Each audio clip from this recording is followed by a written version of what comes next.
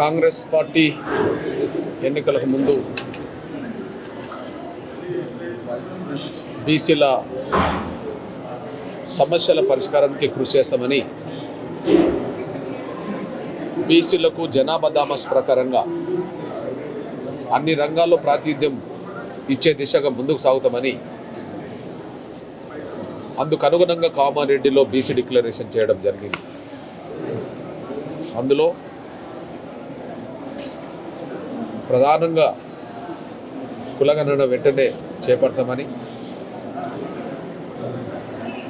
6 నెలల లోపు కులగణన పూర్తి చేసి ఆ నివేదిక ప్రకారంగా ముందుకు సాగుతామని, ఈలోపు స్థానిక సంస్థల్లో 42% రిజర్వేషన్లు అమలు చేస్తామని ఎన్నికల ముందు కాంగ్రెస్ పార్టీ హామీ ఇచ్చింది. సోదరులు ఇవాళ సిద్ధేశ్వర్ గారు ఎంఆర్పిఎస్ ఉద్యమంతో 2.5 దశాబ్దాల ముందు నుంచే అనుబంధం ఉన్న వ్యక్తి అతను. బీసీ సమాజానికే కాదు, మొత్తం అణగారిన వర్గాల సమాజానికి సామాజిక న్యాయం దక్కాలని చెప్పి మాట్లాడే ప్రముఖుల్లో సిద్ధేశ్వర్ ఒకరు. వాళ్ళ తను కాంగ్రెస్ పార్టీ ఎన్నికలకు ముందు ఇచ్చిన హామీలను అమలు చేయమని చెప్పే కామారెడ్డి డిక్లరేషన్కు కట్టుబడి ఉండి వెంటనే అమలు చేయమని చెప్పే 12 రోజులుగా దీక్ష చేస్తున్నాం. ఆ దీక్షకు సంపూర్ణంగా ఎంఆర్పిఎస్ ఎంఎస్పీ మద్దతు ఇస్తున్నాం. అయితే ప్రస్తుతం పాలకులు కాంగ్రెస్ ఇచ్చింది కాంగ్రెస్ పార్టీ, వాటిని అమలు చేసే దిశగా ముందుకు సాగకపోవడం చాలా నిర్లక్ష్యం, బాధాకరం. వాళ్ళు ఇచ్చిన హామీలను అమలు చేయమని కోరడం కోసం, గుర్తు చేయడం కోసమే ఈ దీక్ష చేయాల్సి వస్తుంది. పాలకపక్షం నుంచి, కాంగ్రెస్ ప్రభుత్వం నుంచి దాని మీద ఇంతవరకు ఒక సానుకూలమైన స్పందన వచ్చినట్టుగా కనిపించట్లేదు. రాష్ట్ర ముఖ్యమంత్రి రేవంత్ రెడ్డి గారికి విజ్ఞప్తి చేస్తున్నాం, గుర్తు చేస్తున్నాం,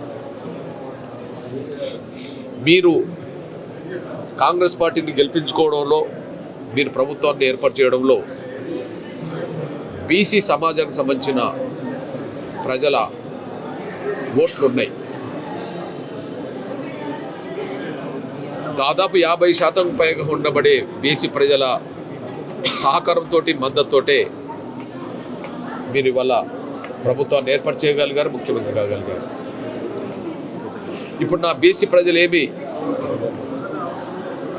మా ఓట్ల మీద ఆధారపడి గెలిచి నువ్వు ముఖ్యమంత్రి అయినావు కాబట్టి ఆ ముఖ్యమంత్రి 10 మాకు ఏమని చెప్పి అడగట్లా, మీరు ఇచ్చిన హామీని మాత్రమే అమలు చేయమని వాళ్ళు అడుగుతున్నారు. ఈ విషయంలో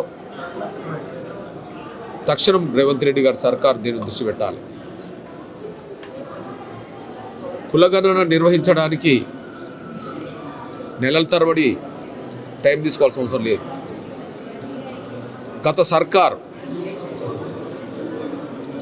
సమగ్ర సర్వే నిర్వహించడానికి 24 గంటలు టైం తీసుకునేది. సమగ్ర సర్వేలో ఉండబడే నివేదిక ప్రకారం కూడా మీకు కొంత అంచనా ఉన్నది, ఎవరి జనాభా ఎంత అంచనా ఉన్నది.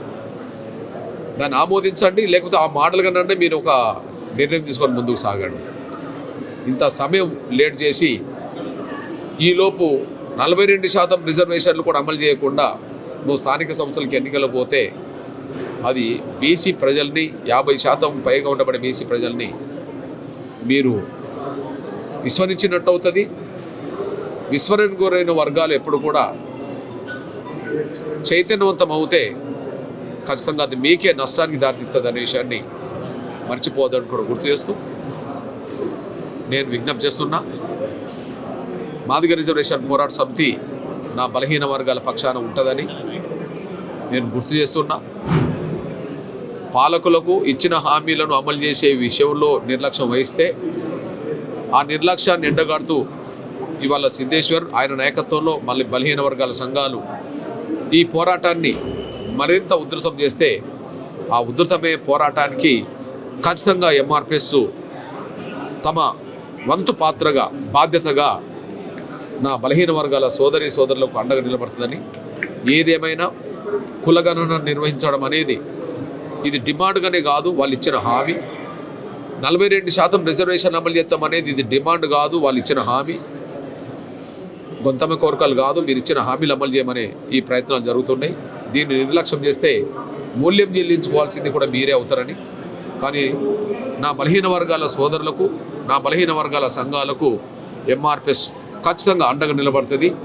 విజయం సాధించేంత వరకు, కులగణన నిర్వహించేంత వరకు, స్థానిక సంస్థల్లో 42% రిజర్వేషన్లు అమలు చేయించుకునేంత వరకు నా బలహీన వర్గాలు చేసే పోరాటంలో ఖచ్చితంగా ఎంఆర్పిఎస్ తమ వంతు బాధ్యత, పాత్ర నిజాయితీగా పోషిస్తుందనే విషయం కూడా గుర్తు చేస్తున్నాను.